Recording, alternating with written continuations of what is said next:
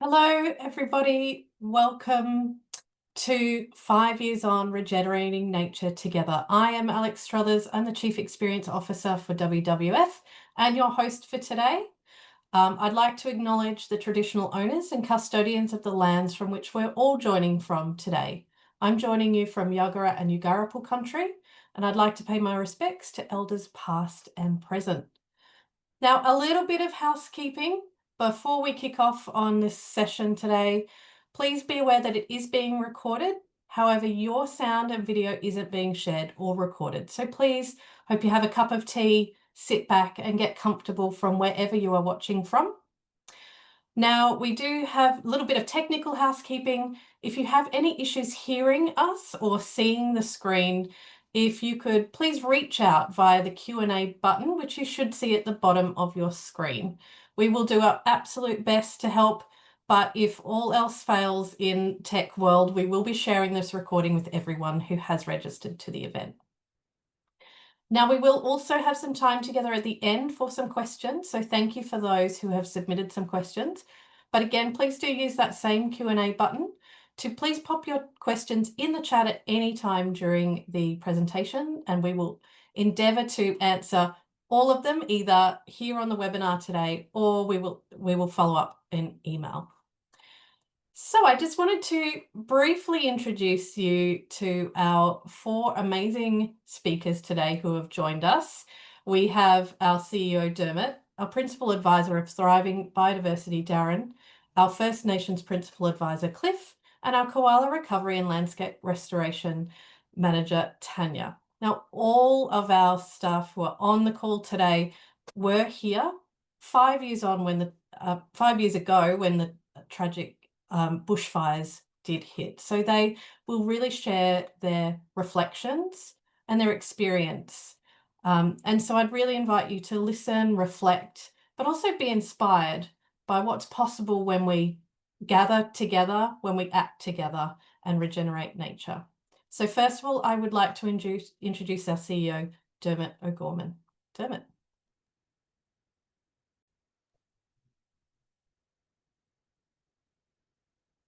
Good. Thank you so much, Alex, and good afternoon, everybody. Welcome to this update on WWF's Bushfire Fund, as we call it. As Alex said, my name is Dermot O'Gorman. I'm the CEO of WWF Australia, and today really is, as Alex said, it's about reflection. It's about recognition of our amazing partners and our supporters, and it's about looking forward. But I'd also like you to keep in mind that it's, for WWF, it's really about our journey to drive greater impact and our accountability to our supporters. And so I thought I would start back in January 2020. The bushfires then were a national tragedy, but they were also a global climate wake-up call to the rest of the world about how devastating bushfires like this, which destroy wildlife, landscapes, and communities, are a risk to us as humanity. And this picture of me is taken in Kangaroo Valley, just next to my place there, which came so close to being burnt to the ground. We were very fortunate, unlike so many other Australians, and the 3 billion animals that WWF estimated was killed by the bushfires. So for me, this was a very personal journey, and I think you'll hear from Cliff and Darren and Tanya, not only this is a personal journey from tragedy, but it's also about how we can create hope to regenerate Australia. And so I wanted to reflect a little bit on the past few years, 5 years, for when we first set up the Australian Wildlife Nature Restoration Fund. It was really focused to do 3 things. Firstly, respond at speed and scale to the disaster and to provide emergency support and wildlife rescue for the wildlife impacted across the east coast of Australia.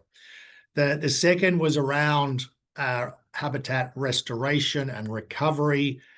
And then thirdly was about long-term resilience, future-proofing, or what we call the regeneration, so that we start to build back better. And so we were overwhelmed when we launched this fund in early January at the height of the bushfire crisis. We went out to our supporters in Australia and around the world, and we were overwhelmed by the generosity and the response from our supporters. In that period, over the next few months, the world rallied around the vision to regenerate Australia post the bushfires. We raised more than $51 million. And the board set aside this money in a special fund that over the next 5 years, we would strategically implement to really drive the biggest impact across those 3 areas that I talked about. And Darren's going to come on in a sec and really talk about how our efforts in those 3 areas went. But I wanted to give you a bit of a shout out at a high level as to some of the things that we achieved. This is just a quick snapshot, but planting more than 700,000 trees in the last 5 years, being able to get 700 vets trained in emergency wildlife care across the east coast of Australia. We supported the growth of women rangers, Indigenous women rangers across so many different landscapes. And so I'll let you have a look at the list, and Darren and Cliff and Tanya are going to go into the great details. But I hope this gives you a sense of the scale of what we've been able to do and the impact that we have been able to have. But I wanted to also come back to 2 points that I mentioned. First of all, about impact. And so I think that as an organization, WWF is focused on how can we make the biggest difference? How can we play a role in a very complex ecosystem to drive the biggest impact? But also, how are we accountable to our supporters for the super generous support they have provided, not only through this fund, but through the support they provide to us every day, every week, and every month during the course of a year. And so I will come back to you again at the end of this session, but I'd love to now hand over to Darren, who will take you through some of the incredible projects and the impact that we're having.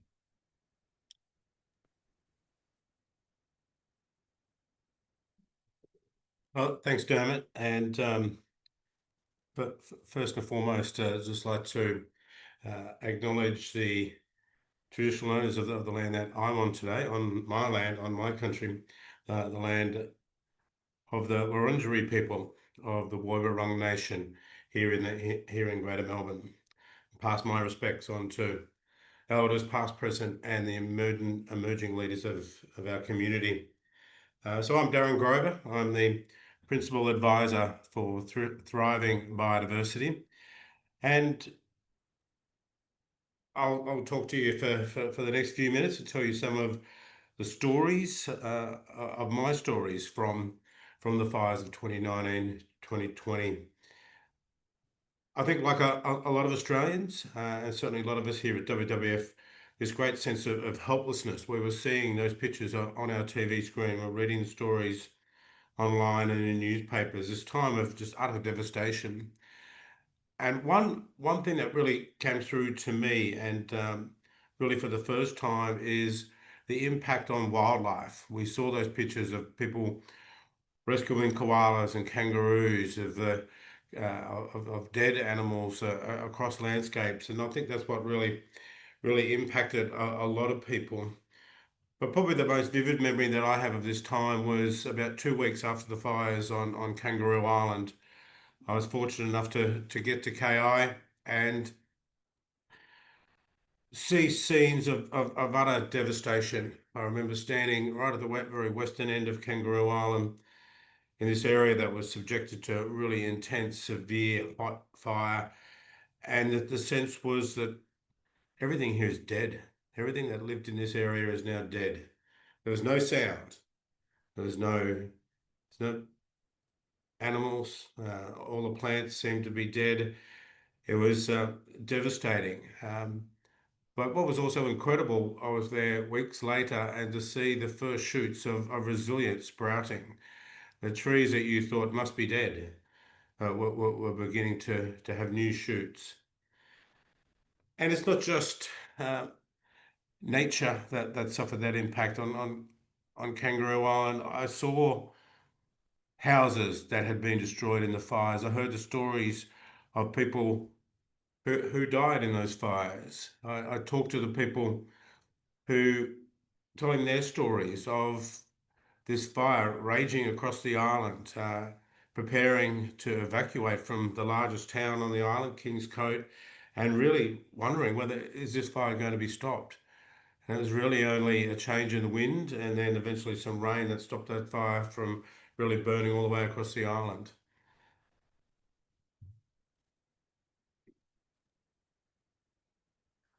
Okay, next slide. So what we did, and Dermot has touched on this, we had 3 phases to our response to the fires. The first of those was wildlife response and landscape recovery, and this is immediate disaster relief and ecological recovery. And which was delivered across those fire grounds from Queensland through New South Wales down into eastern Victoria, South Australia, West Australia, even the ACT. And this was about providing immediate relief, about adapting to bushfires. Of course, straight after the bushfires, we had COVID-19, and in some areas, if you look at parts of northern New South Wales, flooding occurred at quite a significant scale. So it really was a sense of one disaster after another in some areas. So much of our support was for frontline responders, giving them the equipment, the support, the resources that they need. Part of that was also building a national care network to prepare for future emergencies so that we had trained vets, we had wildlife care clinics, we had the resources and the people in place to deal with the next time one of these events happens. I'll just tell you quickly about one of those pictures there, and which is one of my favorite stories. We heard very soon after the fires that brush-tailed rock wallabies, a beautiful and endangered species, were starving. While they may have survived the fires themselves, the food, the plants that they forage on was devastated by the fires. So the situation you had was these beautiful animals starving to death. With a partnership with Food Bank, Woolworths, New South Wales Parks and Wildlife, we were able to have food, in this case carrots and sweet potatoes, delivered to these rocky outcrops where these rock wallabies survived. Over 2 tons of food was provided by helicopter. Places like the Walgan Valley, the Kapiti Valley, Yengo National Park. And we also installed some cameras, first of all, to ensure that they were eating the food that we'd provided, but also to get a sense of how they were faring post the fires. So something relatively simple but had great impact.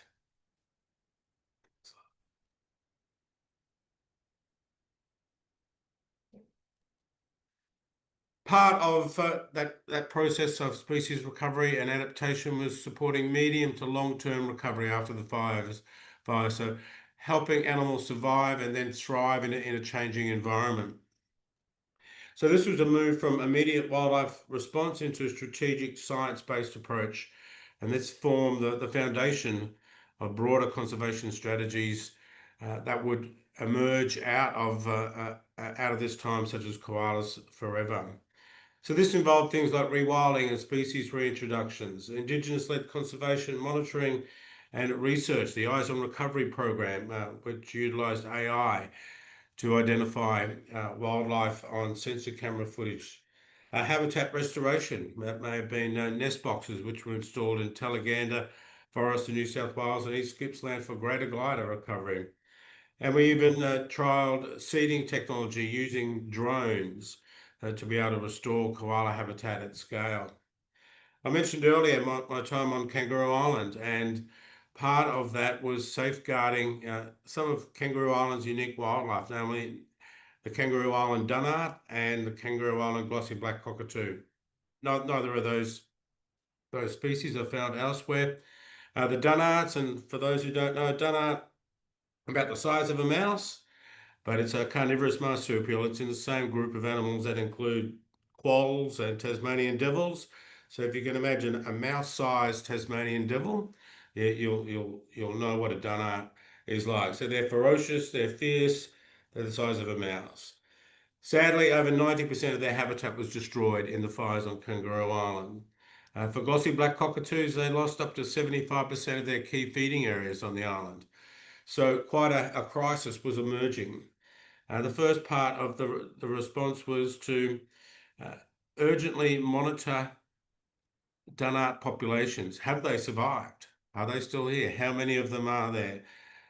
And over the weeks and months, not only were we able to confirm that some of them had survived, some plucky little survivors, but they were also found in 3 unburnt areas where they hadn't previously been found before. For the cockatoos, we partnered with local and national groups to install artificial nest hollows. Unfortunately, those big hollow trees that are used by so many different species are very susceptible to destruction from fire. So getting these artificial hollows out there for the cockatoos was important. We also planted and protected areas of she oak trees, which is their almost sole food source. We then moved on to a habitat restoration for people and nature. So focusing on long-term recovery, climate resilience and environmental reform. This included landscape restoration and protection of koala habitat. We sought to strengthen nature laws, stabilising climate change through strategic initiatives to promote renewable energy and nature-based carbon solutions, and talking about how we can future-proof Australia's environment.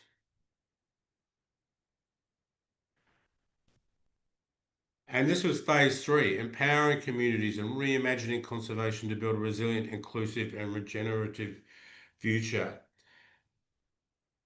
A number of key projects emerged out of this phase. One was Innovate to Regenerate. So really harnessing some of the brightest and most creative minds to come up with solutions. Really stepping outside of our area of expertise and tapping great knowledge and creativity. We talked about supporting culturally important species, the koala, but also the brush-tailed bettong and black-franked rock wallabies. And we also supported the expansion of the Women's Ranger Environmental Network, which now has over 560 women rangers from across Western Australia, Northern Territory, Queensland, and now branching out into New South Wales and Victoria. With that, I'll now hand over to my colleague Cliff for the next part of our presentation. Can everybody see me and hear me? I'm gathering that's a yes. Thank you, Darren. I'm a very proud Waka Waka Niambar man. I join you from the lands of the Wulguru Kabar peoples and Bindal peoples up here in Townsville, and what a great honour and privilege it is to share the success, the sadness, but indeed the hope of what we can do as an organisation. And let me start off by saying that suffering is a constant in all of our stories. It's a necessary change we have to live with, dare I say. Dermot and Darren spoke to the utter and absolute devastation of the many thousands of homes destroyed, the 30 plus humans who tragically died, the billions of animals and plants destroyed by the Black Summer, the economic and price tag that came with that in relation to the restoration of and restoring people's lives and livelihoods is I think it was over $10 billion. In all of this, the one thing that stuck out for me in being a First Nations person is the hurt and the crying of our country to us, because I always speak that people and country, we are one and the same. We did not come into this world, we came from it, and there's an undeniable truth to power, no matter how important you think you are, that each and every one of us will return to it. Our ancient sacred places of law, LORE, truth, healing and hope, and our dreaming was lost in a moment of time. In a moment of time. Forgotten? Never. Can we restore and regenerate? Yes, indeed. Because it's good people like yourselves who believe in our values, who believe in us. And I use this saying from time to time that I am me because of others, because of my friends, my family, my country, my community, and my culture. And I am a panda also because of other pandas like Dermot and Tanya and Jam and the team and Darren and the many of us right across this wonderful ancient place we call Australia, because of good people like yourselves who called to this action, but more importantly, gave us your support, because there comes great giving and responsibility. Sorry, there's a lot of giving, so a lot of responsibility in your giving for us pandas to do the best we can in relation to recovering and restoring and regenerating this wonderful ancient place we all call home, Australia. Can we go to the next slide, please? That's a photo of me and Uncle Eddie, a long-term governor of WWF Australia for over a decade now, and he's one of our leaders, one of our thought leaderships who provides the strategic vision in relation to WWF Australia, delivering on our reality that we want to become the partner of choice when it comes to working in service and partnership and collaborations with First Nations peoples. The many and it's through their leadership and through their knowledge and through their law systems and best practice that we applied and worked with over 85 Indigenous organisations in this time of crisis in supporting their projects such as the Maralinja renewable energy microgrid project in the Northern Territory. And we're all there on board on the same page in delivering a common outcome, which was wildlife recovery, but also ensuring that we respect this entity, this living thing we call fire. First Nations people since millennia has been using fire to shape our story on this ancient place. But more importantly, it's also becoming a bit of a threat. And it's a threat because of our human-induced climate change crisis. So First Nations leadership and everything that we do needs to be at the forefront. And some of our key successes of engagement is based on the premise of cultural, safe and inclusive delivery. This is ensuring that there's safe spaces and places for Aboriginal and Torres Strait Islander people to be seen and heard in the rooms when we're making the decisions in relation to delivering on our conservation. It's about strengthening our cultural capability, and that's through free, prior and informed consent processes. It's about creating a long-term impact through inclusion. But more importantly, it's about storytelling, because storytelling is important not only for those who tell them, but more importantly for those who want to listen and learn from them. And the impact story that I want to concentrate here, if we want to move to the next slide, please, is that WWF's vision is to build a future in which people live in harmony with nature. We believe that inclusive conservation, where we include everybody, I like quoting Carl Sagan here when I speak to inclusive conservation, when he spoke to that famous and iconic image of that pale blue dot when we turned the camera around of Voyager 2 exiting our solar system, when he said, "That's us, that's all of us humans, that's the place we all call home." But more importantly, when he said, "Don't expect help anytime soon from anywhere else to help us from ourselves, my friends. This is all on us to restore and regenerate and look after this place we all call home." Next slide, please. Fire sticks, the next generation. Oh my goodness. 17 odd years I've been with the Panda. The one thing that I've seen us do in relation to espousing and living up to our values is the fact that we trade and trust and respect all day, every day, and twice on Sunday. We're here to listen and learn. And the story of fire sticks, of Victor Stephenson, a good friend of mine, I've known him for 20 odd years before I was a Panda. He learned from he learned the ancient story of fire from two lawmen. I won't mention their names because they've passed, in Cape York about 25 years ago. And he came up with this idea to reinstall fire in the management, in land management across this country. He's now become a bit of a worldwide figure in cultural fire practices right across this country. And it's through his leadership and a couple of projects we invested in through this AWNRF funding, such as the Burdick and Dry Tropics, working with pastoralists in relation to using fires to produce better yield on their properties. And that was involving with First Nations communities up here, such as Gugu Barden.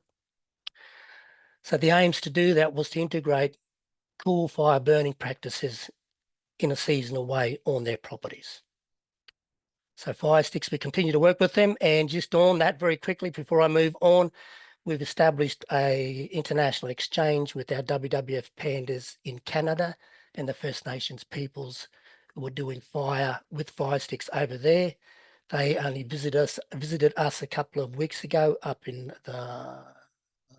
here in North Queensland in the tropics, and we're doing an exchange where we're supporting First Nations peoples with fire sticks to go over to Canada next year.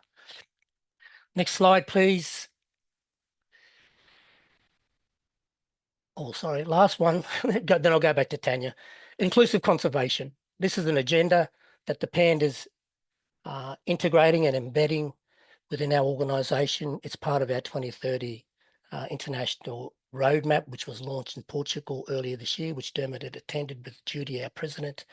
And as I said before, inclusive conservation, it's about including all of us. We are the problem, we are the solution, and we all need to get together and figure this thing out. I might hand over to my good friend, Tanya. Thank you, Tanya. Thanks, Cliff. Yeah, I continue to listen and learn from you all the time, Cliff. So thank you very much. Yes, I'd also like to acknowledge that I'm calling in from beautiful Bundjalung country here today and pay my respects to elders past, present and emerging.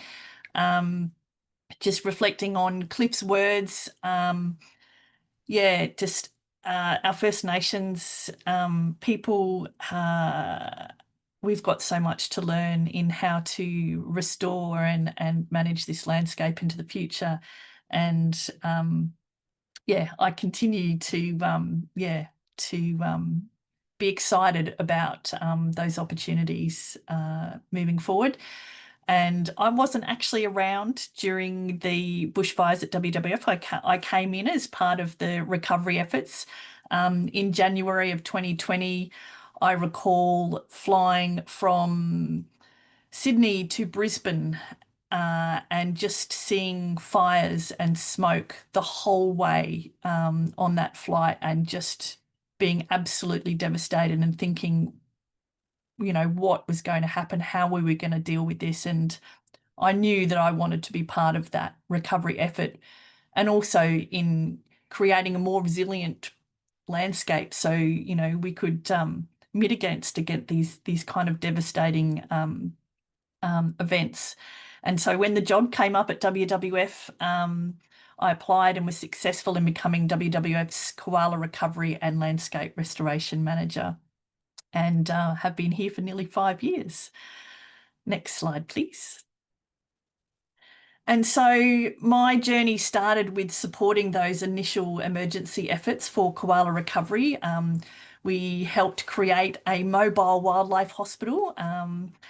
We supported the Friends of Koala Hospital with some of their getting better equipment and supplies and helping recover some of those, providing the support that the carers and hospitals needed to provide that critical care during that time. We also helped actually build a whole new wildlife hospital in the Northern Rivers, and it's actually just opened its doors and is already caring for hundreds of different species across the Northern Rivers, which is just wonderful. And so then began our journey to really address those critical drivers. So the koalas were already in decline before the fires came along, and then obviously thousands perished during those fires, so their numbers were just getting critical. And so we really advocated very strongly for their uplisting to endangered to get that legislation in place to provide better protection. And that happened in 2022, their listing to endangered. And we've also had working with Stu Blanche, who is just an amazing koala advocacy champion, really advocating to get stronger nature laws and those kind of things in place, but also really working with a whole range of community partners on the ground in those landscape recovery efforts. So private land holders are critical to landscape restoration, with more than half koala habitat being on private land. We've supported hundreds of landholders to engage in Land for Wildlife, to sign up to permanent private protected areas. We've got over 1,000 hectares across 20 landholders that have secured permanent private protected areas. We've supported hundreds of landholders to step up and get involved in doing plantings, creating these corridors, providing safe passage for koalas through these areas.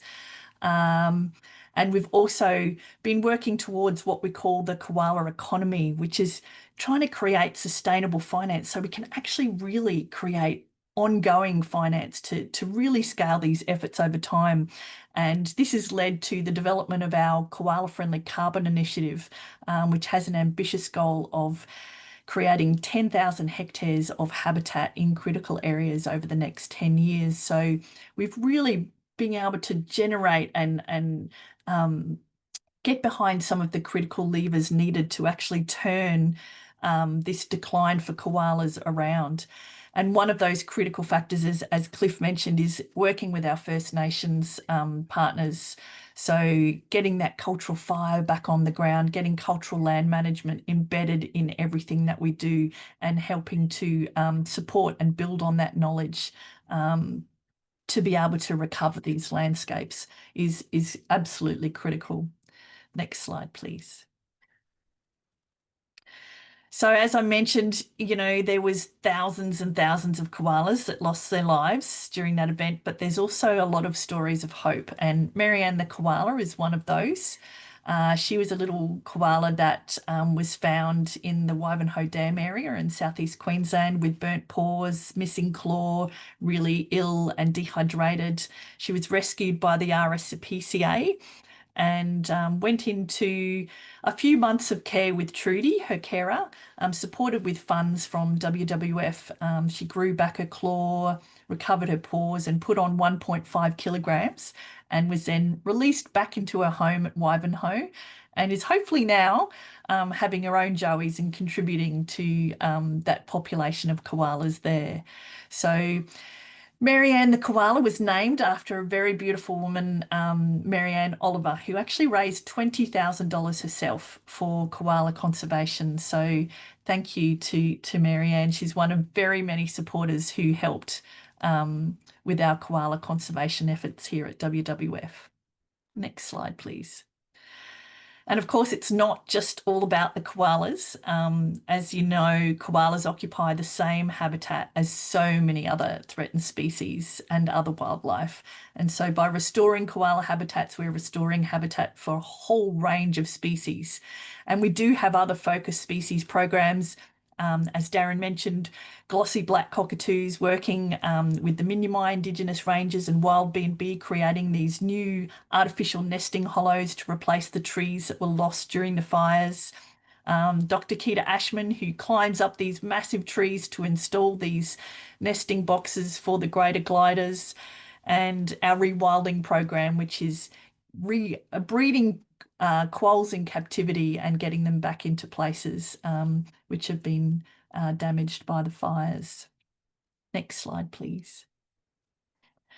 So, of course, all this work, working with our community partners, is just so essential to being able to achieve the scale and ambition of what we want to achieve.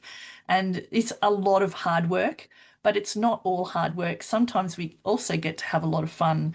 And working with Bangalow koalas has been a lot of fun. So Linda Sparrow there that you can see in the photo there with me, she's a real koala champion. She has engaged hundreds of volunteers to plant thousands and thousands of trees. Bangalow koalas have actually planted over 460,000 trees, thanks to our support and a number of other supporters.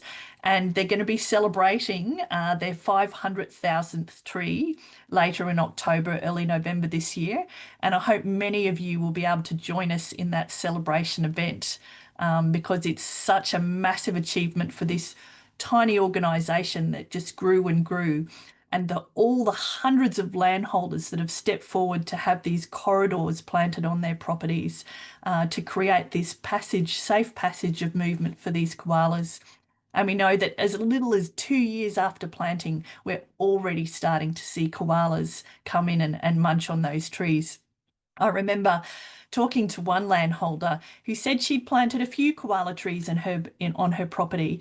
And a few days after she came out and she saw a mother koala with a joey on its back sitting on the ground, pulling over one of the saplings and chewing on it. And she said she had an epiphany. She thought, I must plant thousands more koalas because these trees, because these koalas are hungry. And so we've supported her to do that and plant thousands of trees on her property, which are now supporting more koalas as well. So I'd just really like to give a heartfelt thank you for all of you that have really got behind this, our Koalas Forever program, which is now embedded in our future Regenerate Nature by 2030 strategy. And I really believe with your continued support, we will be able to turn around the decline of koalas and actually double the number of koalas by 2050, which is our very ambitious goal. But I'm very positive that we can turn that around because koalas are just such a symbol of hope for us all in Australia. So yeah, I'd like to pass over to Dermot to tell us what's next. Thank you, Tanya, so much. Thank you, Cliff, and thank you, Darren, for those amazing stories. I'm struck that 5 years ago, if you'd said that we would have allocated and spent $51 million on supporting 190 partners across the country on 250 plus projects focused on driving impact for nature and prioritizing our First Nation partners, I would have been impressed that we could even think to try and do half of that. And so as this fund comes to an end or has come to an end, I just want to acknowledge the amazing WWF team, both with us now, but also those that have gone on to do other amazing things that have made us a massive contribution to making this fund successful and completed its mission. But I wanted to obviously say that this doesn't stop here. As Cliff said earlier, there is a lot more that we need to do. And so we have, as a board and a team, built off the legacy of this work and launched our next strategy and campaign to regenerate nature by 2030. It is based off the lessons, the insights, and our partnerships that really aim to scale our impact across what now we have 3 areas focused on sky, country, and saltwater, which is our work on climate, our work on land and terrestrial and freshwater and wildlife, and our saltwater work, obviously our oceans. And so this is a Indigenous Australian lens for looking at the world we are, because we are the sky, we are part of the sky, part of country, and part of saltwater, and it has given us a really clear focus for the next 5 years to say, how do we think about regeneration? How do we make sure that there is more wildlife, more nature, more safeguarded communities than there was when we started this process? And so that is an essential part of WWF's and our ability to work as a global network to really drive a roadmap of how we regenerate the whole planet by 2030. So I wanted to finish, because we're going to go for some questions, but I wanted to loop back to something I said at the beginning, is that as a board and a team, we are really focused on driving impact and asking the question, how can we be most impactful? And that has taken us on a journey over the last 5 years and has placed us in a really good position to work with others, amazing organizations in Australia and around the world, to drive our next strategy to regenerate nature by 2030. But it's only possible because of people like you on the call. And I have to say that the period of the bushfires was personally, and also for the organization, a very traumatic experience. And the overwhelming support by Australian communities and by the international community to put this fund into place really supercharged us to really go out there and make a difference. So thank you so much for all your support. And I am, on behalf of the team, super proud to say, after 5 years, we are looping back to tell you all and all our supporters here and around the world what we have spent the money on, how we have delivered impact, because I think that accountability to all of you and the special relationship we have with you all is part of how we feel like we can regenerate nature by 2030. So, Alex, I'm going to hand back to you for some questions, and I know the team are champing at the bit to tell you a little bit more about what we're doing based on your questions. So, Alex, over to you. Thank you. Wow, what an incredible, I feel like I've been on a journey today over the last 5 years, hearing those wonderful stories of hope and recovery. So a very big thank you to all of our speakers today. We have had a number of wonderful questions sent in beforehand, but also on the chat. So just a reminder, if you do want to ask a question, please do pop it into the Q&A box down below, and we will try and get to as many as we can today. So the first question I'm going to ask of Darren, and the question from one of our supporters is, what has been the lasting impact of the 2019-2020 bushfires in terms of nature? Well, thanks, Alex. That's a great question, and what we have seen, probably quite alarmingly, is a number of species, both plant and animal, that were considered to be reasonably common and secure, are now in such a state that they're listed as threatened species. These are things like greater gliders, even koalas. Their status has deteriorated since the fires. Things like glossy black cockatoos and gang cockatoos, species that were really quite easy to go and see if you're out in the bush, if you went to the right places, are now almost gone from many locations, but their numbers are certainly much declined. one of the really good things, though, one of the positive things, and what I hope is a lasting impact of the fires, is the way that community groups have come together and are now working together to protect nature in their local areas. And I think it's easy for us to focus on the bad things that happen because of those bushfires, but there are lots of good things at the community level, and I'm sure at the individual level, that people see how what the bush has gone through, what wildlife has gone through, and are now working to do their bit, whether it's on their property or in their community or their region. So a mixed bag. There's been some bad things, some disappointing things, but some really good and inspiring things have happened since the fires. Wonderful. Thank you, Darren. And Darren, while I have you, I might ask you another question. To what extent were quolls included in the Black Summer bushfire recovery efforts? So quolls in Eastern Australia, there's one main quoll species, the spotted tail quoll. Quite elusive. You do very well if you ever get to see a spotted tail quoll, and certainly their habitat, which is in the forests, especially in the ranges of Eastern Australia, was significantly impacted, devastatingly so in some areas. So no doubt the spotted tail quolls have been impacted by the fires. Those that survived, they probably did all right. They were able to move through areas where shelter for the surviving species has gone, so they may have done all right out of that.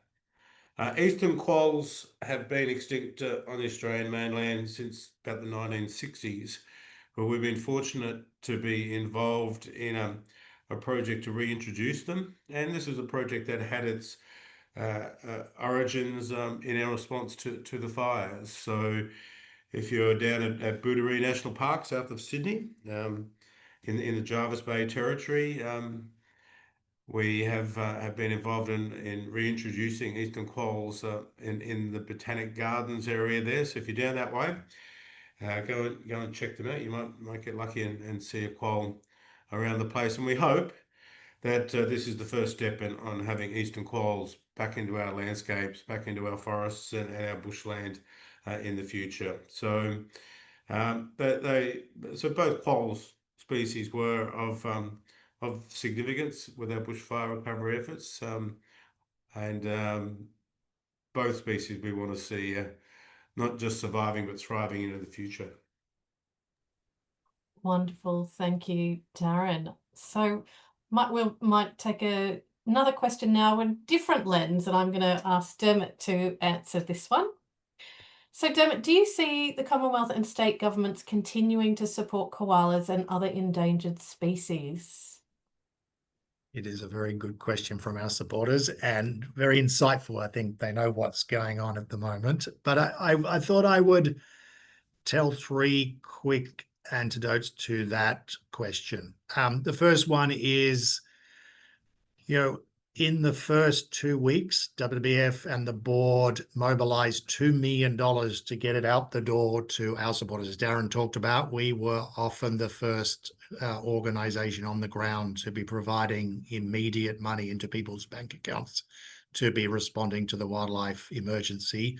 And I think $6 million in the first 2 to 3 months. And so we were invited to the Prime Minister's National Cabinet, which he put together in around late January, to contribute to the thinking as to, wow, this is a national disaster. What are we going to do? And one of the things that myself and a few other organizations suggested, that we needed a national disaster agency at a federal level, because we didn't have one, although some states like Queensland did. And so out of that, what is now the National Emergency Management Agency was established, which is a positive thing, that not only are we able to be more coordinated, unfortunately, when climate-related disasters like bushfires and floods happen like this, but also we can be much more focused on prevention at a federal level.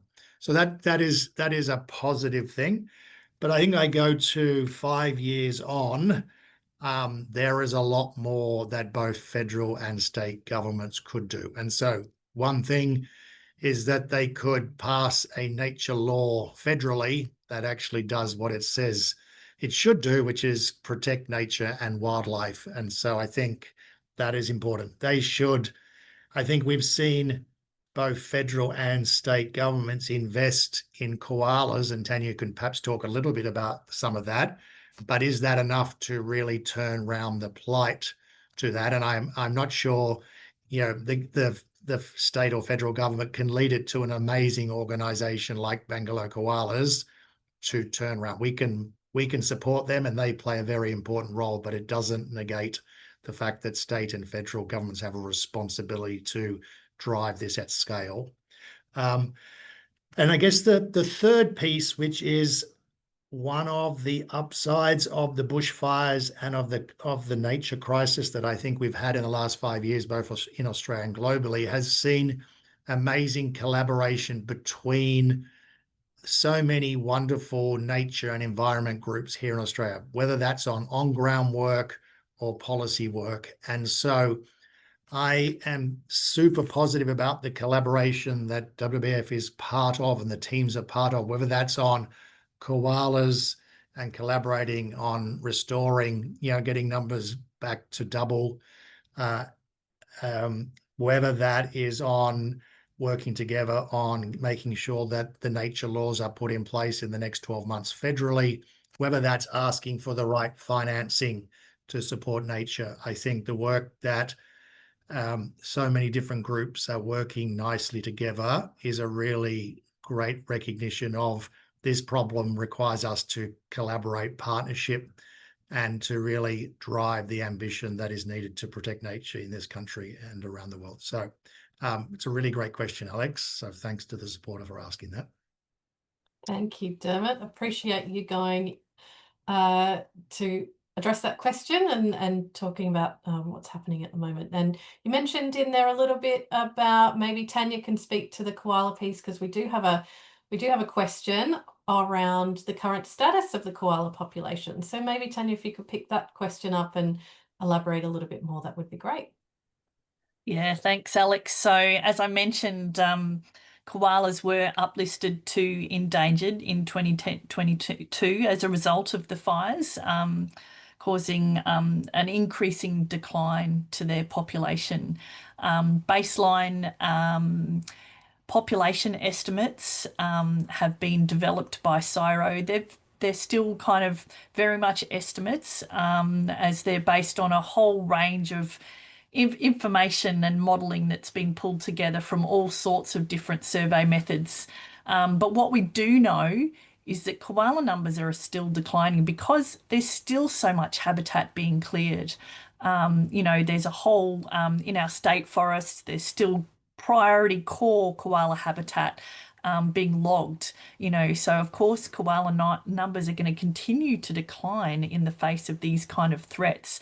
And that's why our work, our advocacy and campaign work is just so critical, because we're doing all this amazing landscape restoration work at scale. But on the other side is that we need to stop causing the destruction.